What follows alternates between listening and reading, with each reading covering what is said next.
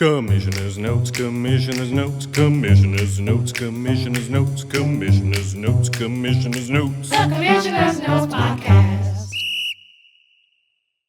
Hey, welcome in. It's the Commissioner's Notes Podcast. Thank you for being here with me, solo, me. That's right. Klug had to bail. I thought he was going to Hawaii. Turns out I misread the text. Klug is covering for a coworker of his who is in Hawaii. And instead of bringing anybody else on, which everyone's been saying no recently, fuck you guys, it's just going to be me. And I got a lot of takes to spew, and I got a lot of takes to circle back on, if you will. So let's get right to it.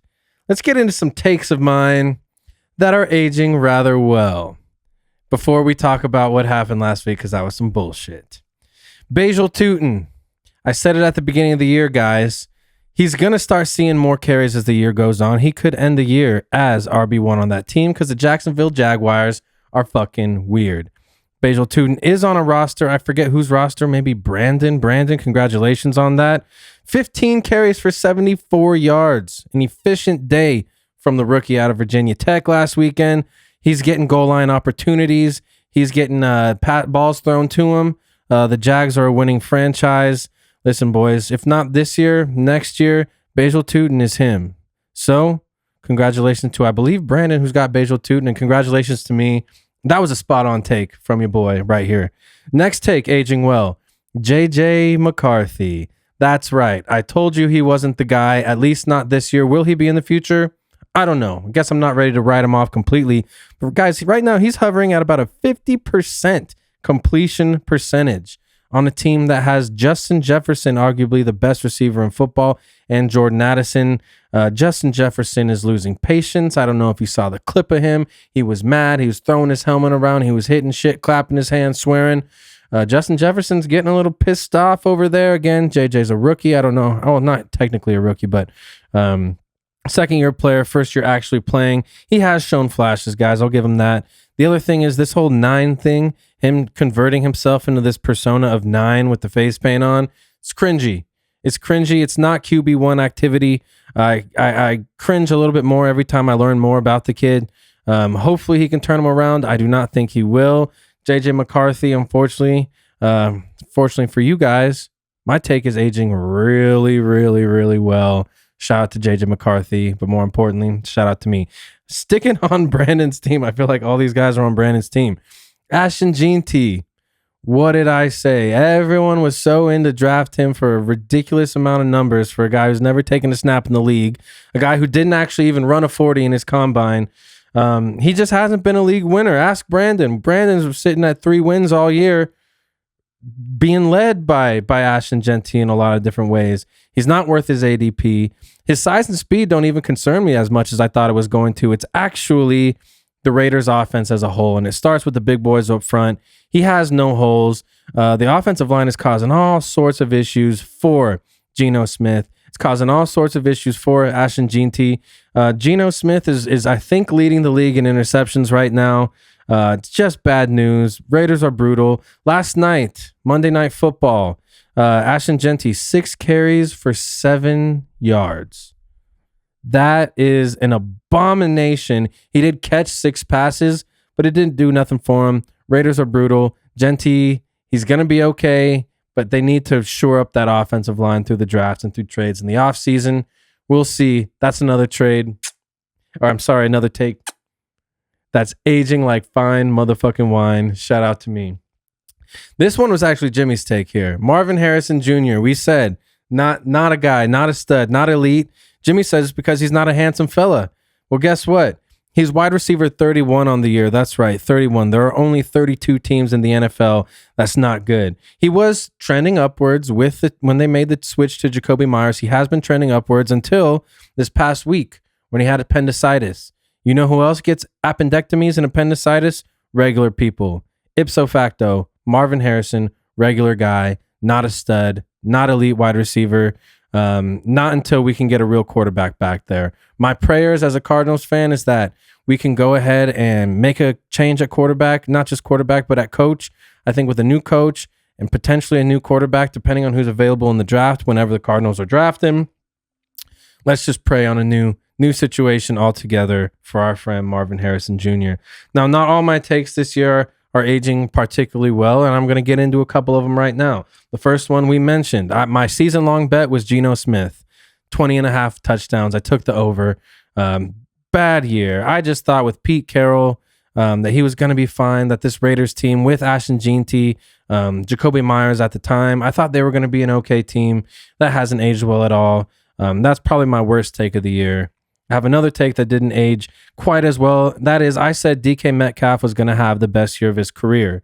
Because traditionally, when you look at offenses led by Aaron Rodgers, he just hyper-focuses and he just peppers and peppers and peppers his favorite guy on the team. It's happened year after year after year after year throughout his entire career. DK Metcalf hasn't caught more than 5 balls in a game this entire year.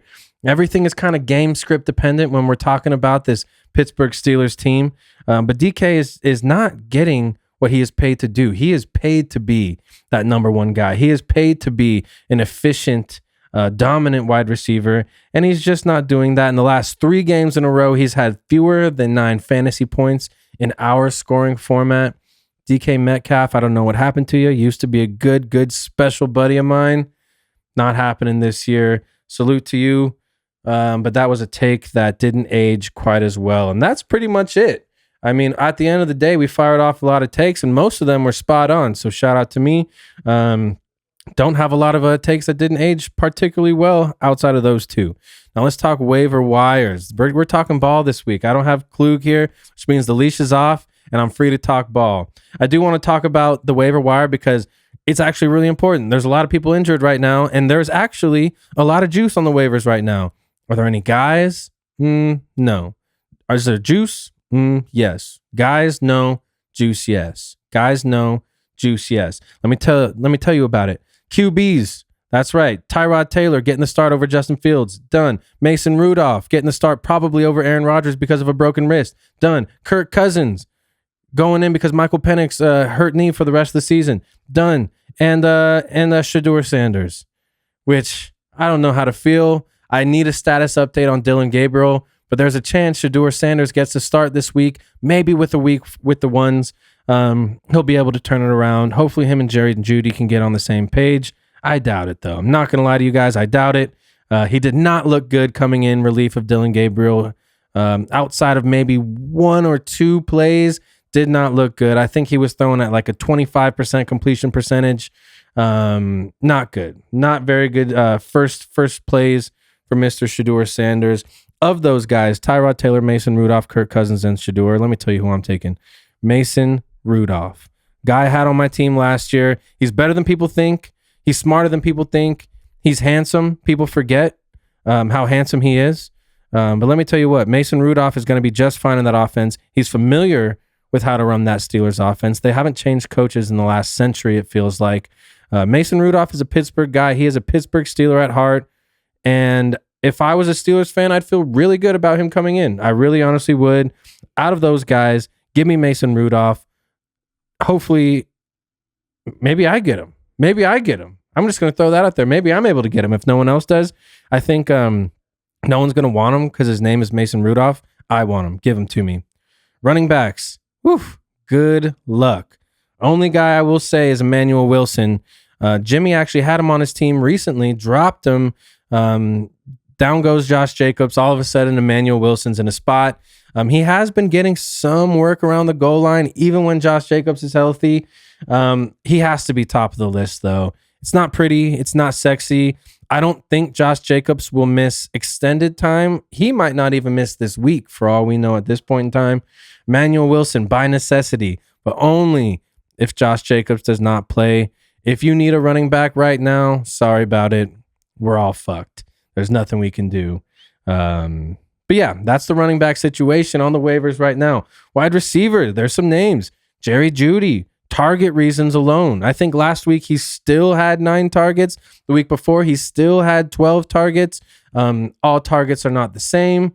Browns targets are different than, let's say, Chiefs targets. But I would not ignore Jerry Jeudy. I know he's on the waivers. I know he's kind of a joke at this point in time. Don't ignore what he's doing over there. You heard it here first. That's a lot of targets, lot of A lot of targets in back-to-back games. He's going to be just fine. Jerry Jeudy is a standout wide receiver. Michael Wilson might be wide receiver 1 for the Cardinals. Legitimately. He's had a good season. He's clearly got some sort of rapport going on here with Jacoby. So we'll see. The other guy I want to highlight here is Xavier Legette. He's getting targeted a lot early in the red zone. Feels like he catches a lot of touchdown passes. Bryce Young had over 400 yards passing last week. He's coming alive. The Panthers are 1 game out of first place in their division. And I'd say it's a deep league, guys. We don't have a lot of options. Klug doesn't have any receivers to play this week. Don't ignore Xavier Legette. He's not going to be the number 1, but he's going to get targets. Bryce Young is turning it on, which I also called. If you recall, I also said that at the beginning of the season, is that Panthers get better as the year goes on. This is 2 years in a row, guys. It happens every single year. Panthers alive. Panthers potentially wild card team. We'll just have to see how it goes down. Bryce Young is slinging that thing. Don't ignore Xavier Legette. Heard it here first. He's going to be valuable. Tight ends. AJ Barner. Let's talk AJ Barner. He's been added and dropped to multiple teams this year. And it seems like every time someone has him on the team, he doesn't perform. And every time you drop him, he performs. This past week was one of those weeks. He had 10 catches on 11 targets in what was otherwise a horrible, horrible week for the Seattle Seahawks. And not only that, AJ Barner is their tush-push guy. They throw him behind center in goal line situations, close situations, 4th down situations. He is the tush-push guy. That is valuable. In the same way Jalen Hurts is valuable for those extra tush-push touchdowns, AJ Barner is valuable for those tush-push opportunities. I'm not saying they're always going to be touchdowns, but I'm saying he's going to be on the field. They've been extremely successful. I think in all the times this year that they have attempted that tush-push with AJ Barner, I think one time it hasn't worked, and it was this past week against the Rams. Rams are a phenomenal team. They are my actual Super Bowl favorites right now, me personally. But I'm banking on AJ Barner to be the number 2 receiving option in Seattle rest of season over Cooper Kupp, over Troy Horton, over anybody else that you can think of on that team. I think AJ Barner is the number 2. Obviously, Sam Darnold struggled last week. He's not going to continue to do that. That was tough to watch. Sorry about it, Tom. Congratulations, Klug. AJ Barner. And that is my waiver wire recap, boys. Just want to give you guys a little nudge in the right directions, because my own season, guys, it's over. Okay, it's over. The app says that I have 50-something% chance of making the playoffs. I think that's horseshit. I don't see any way in any possibility in any alternate universe that I make the playoffs this year, unfortunately, which is sad, but not shocking. It's heartbreaking. It's devastating, but I said it weeks ago. My season ended the moment Cam Scatterboo and his leg snapped in half like a wishbone. And as soon as that happened, my season snapped in half like a wishbone.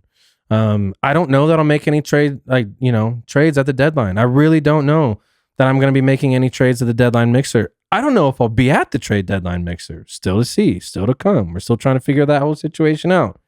But needless to say, I do have options. If anyone is interested, it seems like all I can get people to agree to is bullshit. People forgot who A.J. Brown was all of a sudden. People don't respect Woody Marks taking over that Texans backfield. That's a $0 keeper or a $1 keeper? It's a $1 keeper. Brian Thomas Jr. still a $1 keeper again, down year. But is he going to be bad? I don't know. Kyle Monongai might very well be the RB1 in Chicago going into the next year. $0 keeper right there. I got options. I got Javonte Williams, $5 keeper. And he hasn't done shit since I acquired him, of course. Why would he? It's like every time I acquire someone, they stop being good. I don't understand it.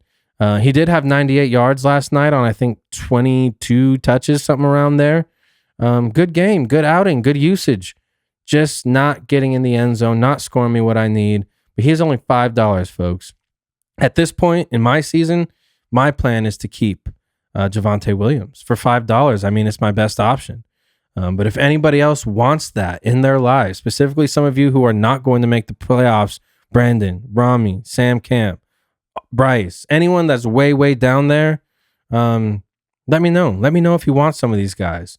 Sam's already going out and acquiring all these cheaper keepers, changed his name to Cheaper Keepers, which brings me to the drama of this week. The Troy Franklin debacle that happened this week was crazy. First of all, we've gone 12 weeks now with very minimal drama. It was actually like a league record for us. The amount of votes that I've had to put together has been like the least amount since we started this league a million years ago. Every year there's drama. We were so close. Boom. Sam Camp comes in stirring up some drama. Now there's two sides to this coin. And if you're not familiar with what I'm talking about, friend DJ offers Sam a trade early in the morning for one Mac Jones. Sam Camp says, no, I'm not giving you Mac Jones. It's not worth it for me. Fast forward a few hours. DJ puts his phone down, goes to the gym. In that time, Mac Jones is named not the starter for the San Francisco 49ers. As a reaction to the news, Sam goes and accepts the trade that he had previously said no to verbally. Now, I don't want to be on my high horse up here. I don't want to lecture you guys too much. All I want to say is this. One, clear out the trades, man. If you're sending something risky and you were talking to the person and they say no, clear it out. Because something could happen. An injury could happen. Whatever. It could have happened on a game day. These things happen. So clear out the trades because all hell can break loose. And guess what? All hell did break loose. We had to take a vote. League voted to overrule the trade. It's the first time that's happened in like 6 or 7 years. But I had to go in, swap it out, make it like it never happened because one was being a poor sport and the other wasn't paying attention enough.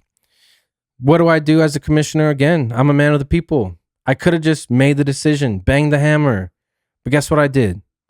I took it to the people because I work for you. Okay, that's what a good commissioner does, is works for the people in the league. I don't work for myself. I'm not in this position for myself. But guess what? I took a vote. You guys voted correctly. Thank you for doing that. And we move on. But the Troy Franklin debacle will go down in history. And now every time I even hear his name or see him make a catch, that's the first thing I think about. Troy Franklin is tainted in my mind forever. He's like untouchable. I don't want anything to do with him because of the chaos that he caused our great league. And for that, I will never forgive him. DJ and Sam, I hope that you've spoken and made up. What a debacle, though. What a debacle. Like I said, we like to minimize those. We got to have one every year. It is what it is. Shout out to Troy Franklin, you ugly son of a bitch. Now, let's real quickly get into the matchups of this upcoming week. Actually, let me just briefly go through what happened this past week. Yes, elephant in the room. Sam can't beat me. He made a sweet song on some app on his phone, sent it to the group. Very funny. Ha ha, chop it up. Like I said, don't even look at me as a member of this league. I'm a commissioner and I'm an analyst.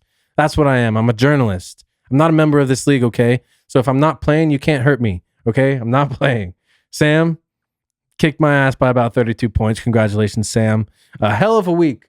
Hell of a week for Bryce Young to have his career year or his career day. Same with Tet. All of a sudden, Tet is like the most elite wide receiver. Yeah, we've all been waiting on that all year. Where has it been? Of course, saving it for me all year long. It hurt. It sucked. I'm 5-6, lost 5 in a fucking row after starting 5-1. I will never forget the first 6 weeks of this season. They were some of the highest highs of my life. To lose 5 in a row and now have a losing record is insane. But that's fantasy, baby. What can you do? We get back on the horse every year. Rami lost. That's 2 in a row losses for Rami. He was getting somewhere there. Jimmy rolls 158 motherfucking points. I mean, this is just not fair. Dak had a night. Bijan had a night. Christian McCaffrey had a night. Puka did okay. Trey McBride 10 for 115 and a touchdown. It's just absolutely not fair. What he's able to do week after week. Shout out to Jimmy. Continues rolling. Bryce laying it on Sam Good. Sam Good 4-7. Not looking good. That's a tough team. Like I said, Josh Jacobs being out does not help anything for anybody. Sam, I would still love to talk about Baker Mayfield. I'll even throw in Brock Purdy in there. Hit me up. Let's get some trades going. Caleb Klug, Tom Borns. I thought Tom was going to win this game. I'm sure Tom thought he was going to win this game. Caleb inches it out. Both under 100. That's a bad look, but it is what it is. That's fantasy. Justin Jefferson, like I said, not performing for Tom. It's J.J. McCarthy's fault. It's not his fault. It's J.J. McCarthy's fault. Saquon, where are you? Where are you? Drake May rolls. Drake London on Klug's team, now doubtful. That's tough. And I heard him say week to week, which means he's probably not going to be back this week. I don't think he's going to go on IR. But week to week for Drake London this time of year, it's all bad. Yeah, Klug's team is a little depleted. He got the win.